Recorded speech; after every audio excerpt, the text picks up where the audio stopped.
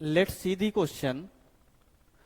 Two particles execute simple harmonic motion SHM of same amplitude and frequency along the same straight line from same mean position. They cross one another without collision when going in opposite directions. Each time their displacement is half of their amplitude. The phase difference between them is.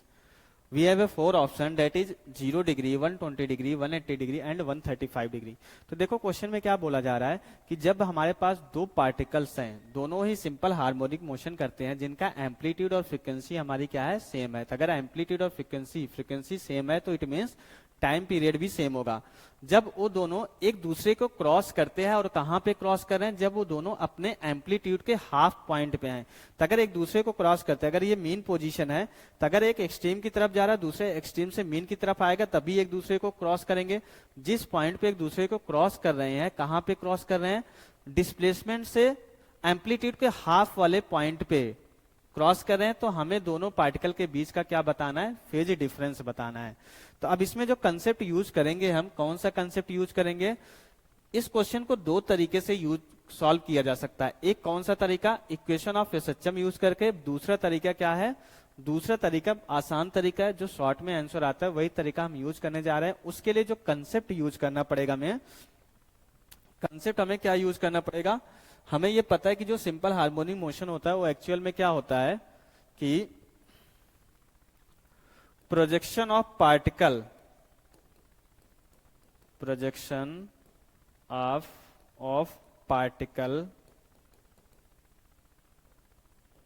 Doing uniform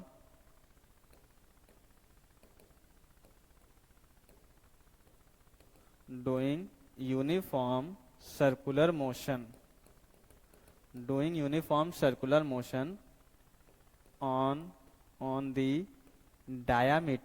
on the diameter of circle.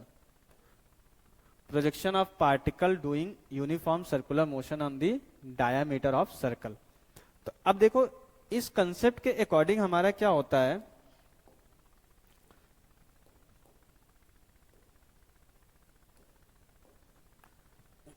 हमारे पास दो particle हैं जो कि simple harmonic motion कर रहे हैं। तो हम उसको कैसे एक्सप्लेन करते हैं कि उसका अगर प्रोजेक्शन डायामीटर पे लेते हैं, तो वो भी जो सर्कल में घूमता है उसका प्रोजेक्शन ही हमारा क्या करता है, सिंपल हार्मोनिक मोशन।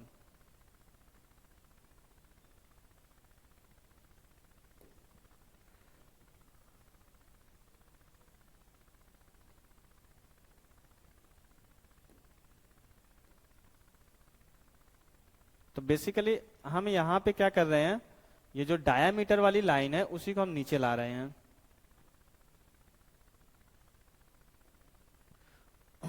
जो पार्टिकल ऐसे सर्कल में घूमता है उसका प्रोजेक्शन हम यहाँ पे इस डायामीटर पे लेते हैं। ये डायामीटर वाली लाइन को मैंने यहाँ पे नीचे शिफ्ट कर दिया, जिससे आपको क्लियरली पता चले, जिससे हम आपको अंडरस्टैंड करने में प्रॉब्लम ना आए।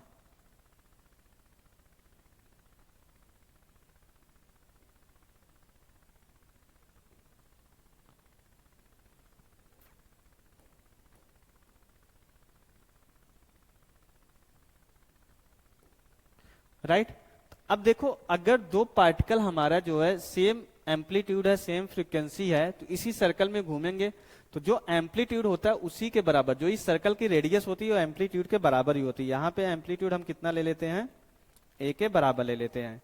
तो अब अगर एक पार्टिकल, अगर दोनों एक दूसरे को क्रॉस करेंगे, तो अगर एक पार्टिकल यहां से इस पर्टिकुलर पॉइंट पे है, जो कि यहां से हाफ डिस्टेंस पे है, मीन पोजीशन से जो डिस्टेंस है कितना, हाफ के बराबर है। तो अगर एक पार्टिकल एक्सट्रीम पोजीशन की तरफ जाएगा, एक पार्टिकल यहां से अगर इस तरफ जा रहा है, तो ऑब्वियस है दूसरे पार्टिकल को इस वाले एक्सट्रीम पोजीशन से यहां पे आना पड़ेगा और इसी पर्टिकुलर पॉइंट पे दोनों को क्रॉस करना पड़ेगा। अब इसी पर्टिकुलर पॉइंट पे दोनों को क्रॉस करना पड़ेगा। अब देखो ये दोनों सर्कल में कहां होंगे, हमें बस इसी चीज को आइडेंटिफाई करना है। अब अगर ये दोनों सर्कल में कहा होंगे, अगर जो पहला पार्टिकल है ये मीन पोजीशन से कहां पे जा रहा है, एक्सट्रीम की तरफ जा रहा है, तो हमेशा इस लाइन को हम क्या मानते हैं, रेफरेंस लाइन मानते हैं। जिस डायामीटर पे हम जो है प्रोजेक्शन देख रहे हैं, उसके अलावा जो दूसरी वाली लाइन होती है वो क्या होती है, रेफरेंस लाइन होती है। तो ये हमारा क्या होता है, मीन पोजीशन होता है, राइट। तो पहला पार्टिकल यहां से स्टार्ट कर रहा है, जब a/2 पे है तो मतलब पहला पार्टिकल यहां से यहां तक आया है। तो एक्चुअल में अगर वो देखा जाए तो यहां से कितना चला है वो, ये एंगल उसने, ये एंगुलर डिस्प्लेसमेंट उसने कवर किया, इस ए वाले पॉइंट से यहां तक आया। और दूसरा वाला पार्टिकल जब वो एक्सट्रीम पोजीशन से जा रहा है, पहले वाले पार्टिकल ने यहां से ये डिस्टेंस कवर किया है, दूसरा वाला पार्टिकल जब यहां से स्टार्ट किया तो सर्कल में कहां पे होगा, यहां पे। तो दूसरे वाले पार्टिकल ने क्या किया, यहां से ये वाली डिस्टेंस को कवर किया है, राइट। तो दूसरा वाला पार्टिकल जो हमारा है वो कहां पे है, यहां पे है।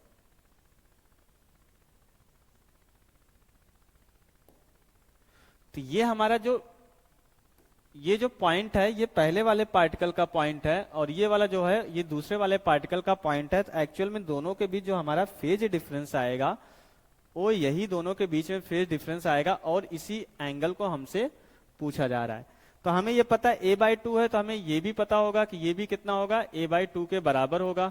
अगर हमें ये एंगल पता चल जाए और ये भी कितना होगा, a/2 होगा, तो ये भी एंगल कितना होगा, थीटा हो जाएगा। तो डेल्टा फाई हमारा क्या हो जाएगा, 180 माइनस 2 थीटा के बराबर हो जाएगा।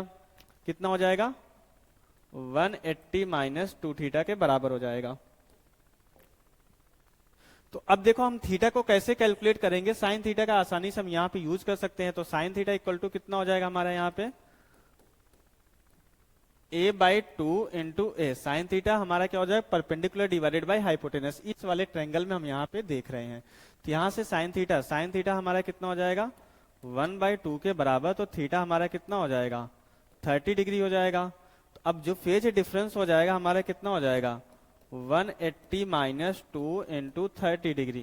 तो ये कितना हो जाएगा, delta phi equal to 180 minus 60 degree. तो कितना आ जाएगा भाई ये हमारा, आफ्टर दिस सिंप्लीफिकेशन, सिंप्लीफाई करने के बाद ये कितना हो जाएगा, 120 डिग्री के बराबर हो जाएगा। तो जो हमारा फाइनल करेक्ट आंसर हो जाएगा, फाइनल करेक्ट आंसर हमारा कितना हो जाएगा, 120 degree. Second option will be the correct option for this particular question.